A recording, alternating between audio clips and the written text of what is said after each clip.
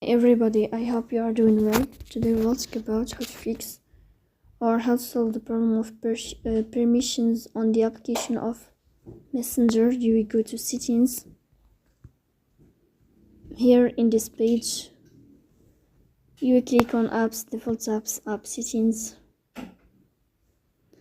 In this page, you will search about the application of Messenger. You will search about Messenger app and you will click here. Then we click on first stop and we click OK. Then we click on storage. In this page, as you see of storage, you will click on clear cache. In the end, you will turn off your phone and you will wait a moment to restart your phone again to fix that problem. So that's all. Don't forget to support us by like and subscribe. See you next time and thank you for your watching and your